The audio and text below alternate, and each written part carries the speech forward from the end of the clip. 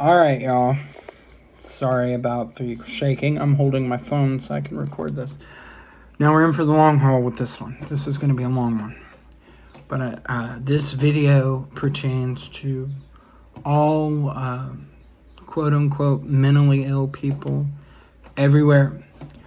I myself am a mentally ill person. But instead of supporting and adding to the stigmas that we as people already have, and I feel like most people have a mental illness of some sort, and if you're telling yourself you don't, that probably in of itself is a mental illness of some kind. Now, if I get a little shaky and everything, that's because, one, this is going to be unedited, and I'm going to be blunt, I'm going to be truthful, and I'm going to speak my story as well as, spread love and positivity to the best of my ability that I can with this video. Now, the one thing I want to say is, first off, May is Mental Health Awareness Month, and I've been talking a little bit about it on all of my social media platforms and everything. But the first thing that I'm going to start this with and finish this with as well as when I'm done is I want to say is if you yourself are struggling or you know someone who is struggling, reach out and talk to someone or talk to the said person that is struggling. Because speaking from my own personal experience with my mental health, I don't talk much about it. I have a very limited support system. It doesn't include a lot of family because I feel like my family is already a little fucked up as it is, and they all have their own problems going on. But I will talk about it with some of them, and then some of them are also the result of why some of my, episodes are as bad as they have been in the past and continue to be. That's just everybody, for the most part, can relate to that. Somebody in their family has caused some type of trauma to them, no matter what kind of trauma it was. And the one thing I'm going to say is do not let someone dictate how you should think and how you should cope with your mental health. Speaking from my own personal experiences, I have dealt with it in positive and extremely negative ways. I have SH'd before in the past, and I haven't in a while, at least a few years that I can remember, maybe a little longer than that. I've also indulged in a lot of questionable activities that I'm not proud of and that I've never really talked about. And I probably never will, just because that's how I am. And the one thing I want to say is from my own personal experience, is the bad days are bad, and sometimes the good days are seldom to come. That is just the way of life. There's no way you can fix that. That it's not your fault. And that's one thing that I have to tell myself all the time. Some of it is one's own fault, but it's not all your fault. You're not totally the sole person responsible for the reason that you're so messed up in the head. It's not all your fault. And, for me personally, some of the people that I think are just should be held as accountable just as much as I hold myself are delusional to the fact or refuse to believe they've done anything wrong. And that's just them reflecting their own mental illness upon somebody else's. And unfortunately, some people are like that. And, that's another just way of life. That's something that you yourself can't stop. I'm sure we all wish that it would stop, I mean, but it's just not going to work like that. I mean, you got to be somewhat realistic when it comes to touchy subjects like this. And for me personally, I don't talk about it enough. I have really one really good person that I talk to about it. And they have some years on me. By years, I mean several decades. They've been through the ringer. They're a fighter. And they continue to fight every day. And I am super proud of that person. And I am super proud of the person that they've helped me mold myself into so far. You know, if I could hug that person in person right now, I would. Because I owe them a lot. They talked me down from a really rough place in my life that I haven't fully been vocal about. And, you know, that's one thing I will say. Last year, 2022, was one of the worst years of my life. I really did not want to be here. I didn't. I did not want to be here. And, you know, those thoughts were in my head and had been in my head previous occurrences before that. But last year was really bad. And I really didn't want to be here. I felt like I had nobody. I had no friends. I was ignoring my family because of outside forces that were out of my control in the environment I was in. And I regret that to this day. And I'm just now going to be 23 this year. And to be honest, for the longest time, I didn't think I was going to make it to 18. I didn't think I was going to make it to 21. I really didn't think I was going to make it to 22 last year. You know, I really felt like I had nobody. But yet I was putting so much energy into complete strangers that I didn't know. And I had one person that I would actually put time into and talk to about the fucked up shit that was going on in my head. And they saved me. And I'll forever be grateful for that. They talked me down, didn't even know that they did. And I had a little bit of a scare earlier at the beginning of the year like that too, and they were right there. And I feel like a horrible friend because I haven't been there completely for them. And I mean, I've only known them a couple years. Next month, I think. Next month, it's been 2 years. And in that 2 years, they have put so much time into me. And I put a lot of time into them, but I don't have as much paid in as they got into me. And I will always love her for that. And it just shows that a complete stranger can show you kindness and save you, and you don't even know it until after the deed's already been done. And that's just what's beautiful about this life. And the thing is what's funny is she comes from the generation where they choose to deny mentally ill people and their struggles, and also the fact that mental illness is even a thing. But ironically enough, she's one of those unique cases where, you know, she grew up around mental illness. She herself was mentally ill, and that was a known factor. And I'm not putting her down for it. I love her forever, and I always will. And, you know, not putting her story out there would be an injustice to her. But when she's ready, I will help her tell that story. But until then, I will just tell mine.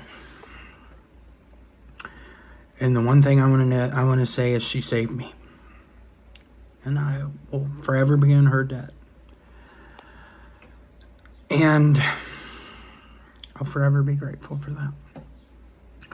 But the one thing I want to say is I have been in this headspace, and I have been in this headspace for half of my life. sadness has been a reoccurring thing in my life for since I was 11 years old. I had one really big cheerleader in my life, and that was my great grandma, Pat, who I loved to pieces. And I was connected to her from as early as I could remember. As soon as I could walk, I was following her tail end almost till the very end. And when I lost her, I was devastated. And, now that I think about it, at that specific point in my life, I cried my little eyes out until they were red and until they ran dry. And I've never cried like that since. Probably never will. I did cry like that, though, when I lost my great-grandfather a couple years ago. And, them two were two peas in a pod. And I wish I had spent more time with him after she had passed, but I didn't spend too much time with him. And that, I say I don't live with any regrets, but that is one thing I do regret. And I found something out after he passed away by my aunt. And, I'm about to tear up just thinking about it. But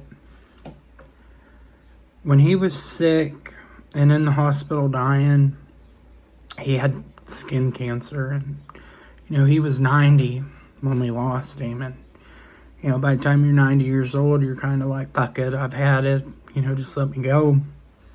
And he went real horribly. But the night that we had lost him, I stayed there all night. And I got a video on my phone that I can't even watch.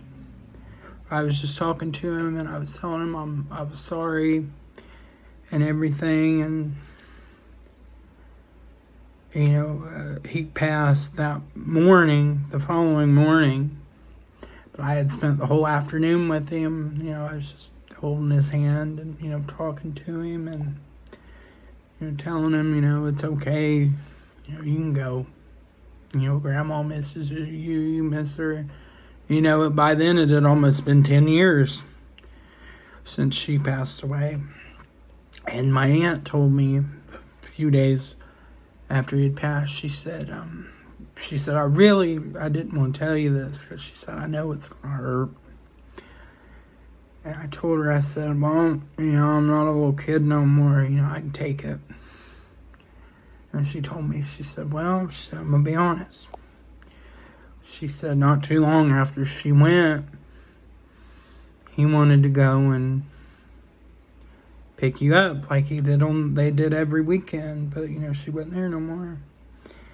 And she said he told her about it, and she said, I'd really like it and everything, but she said, I was just hurting real bad because I didn't have her no more, and I'm sure he was hurting more than I was. And she said, he looked at me and said, he stopped and he told her, he said, I want to so bad, but every time I look at him, all I can think about is her. And I'm telling you right now, that day I cried like a baby. Because I had been around him very limited after she had passed. And the fact that he said that, it made me cry, but it also made me feel good because, now I'm almost 23 and I can't remember her voice. I can't remember her laugh. I barely remember what she looks like because we don't have too many pictures of her. And the fact that he said that, I was just like, damn, man. That cuts deep, but I rather, remind him of her than, something bad. Because I know I was ornery as hell growing up. And she kept me out of trouble so many times. And it got to the point after I lost her that, she couldn't keep me out of trouble no more. Even when I thought about her and I'd talk out loud. No, I'm not a really religious person, but, there's times that I'll talk out loud and, I'll just be like, what do I do? What do I do? I don't know what to do. And, I wait for an answer, and sometimes I get a sign and sometimes I don't. And, when I do, I know she's there and she's watching. I just hope I make her proud, with whatever I do, because I still don't know what I'm doing. But that is hurt that's sat with me for half my life. I'm 22, going on 23, and that hurt has been in my heart since I was 11. And that was the worst day of my life ever, when I lost her. And at her funeral, I bawled and I bawled and I bawled. And not as much as Grandpa did, though. They couldn't get him away from her.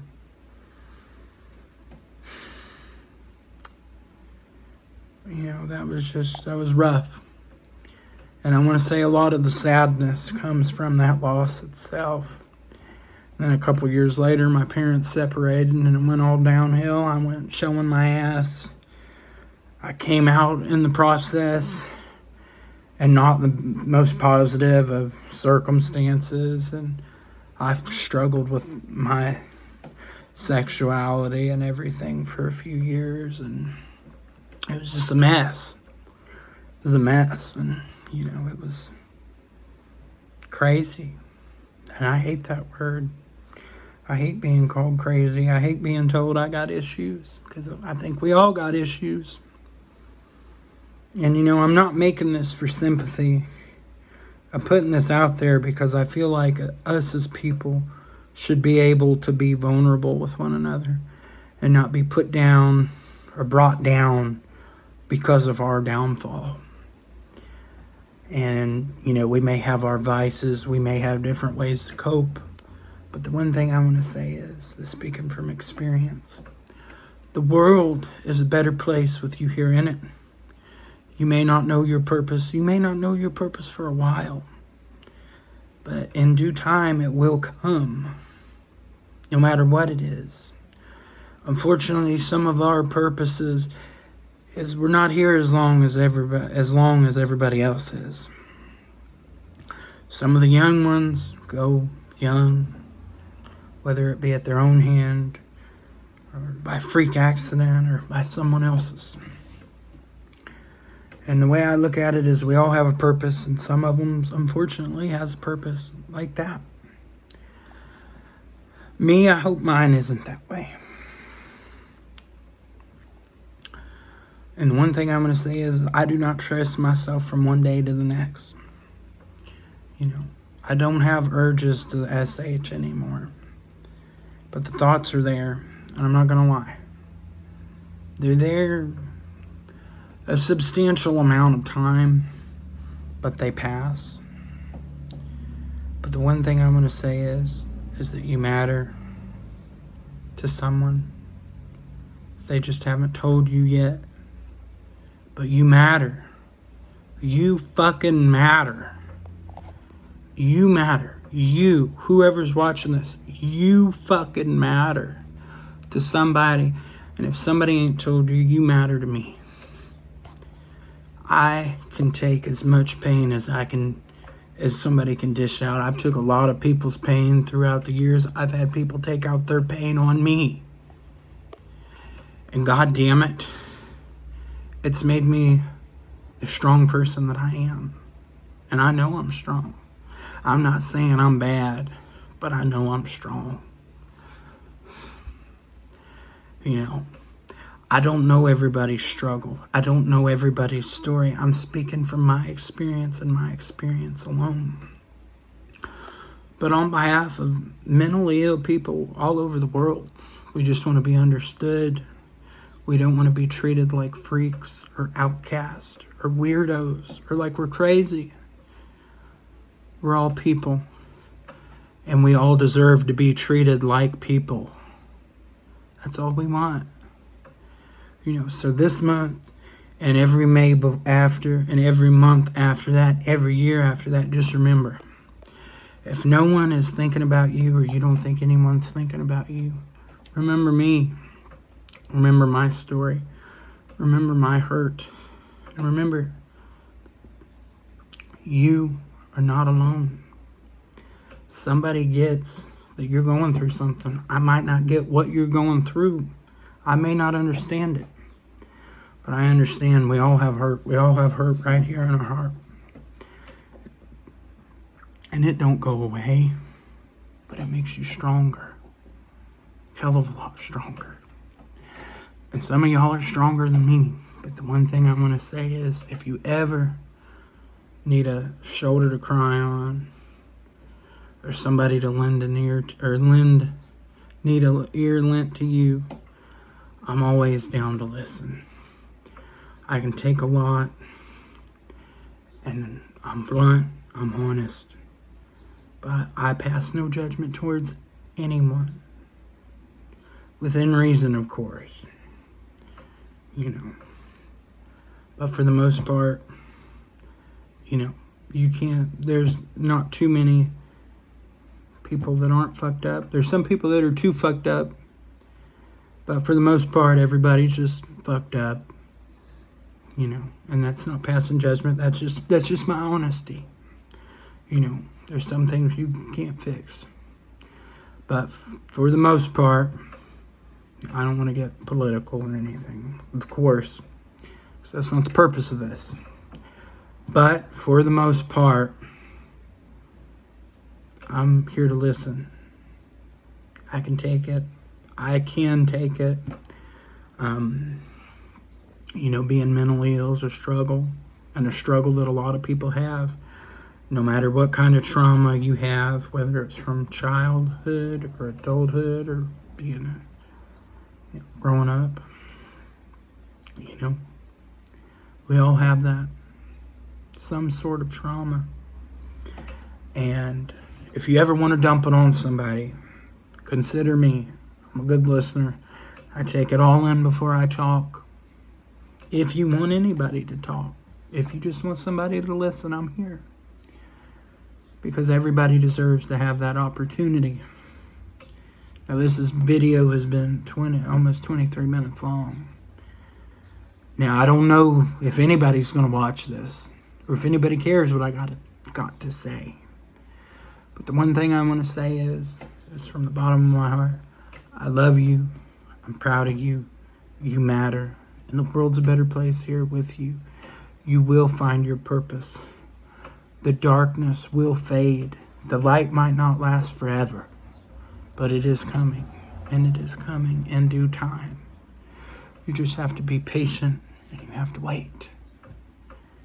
And for those of you that can't, I don't hate you for it. I'll never judge you. And I will love you just the same. Because, unfortunately, I'm just one person. Can't save everyone. But just remember, there is someone that gets what you're going through. And I love you for it. And I'll never stop loving you. Thank you. And to anybody who watches this, I fucking love you. And you fucking matter. That's all I gotta say. That is my piece. This is probably the longest video I'm ever going to make. But thank you. Have a good one. And remember, I love all of you. Keep on rocking. And as long as you're doing that, you're living. Peace out. Much love.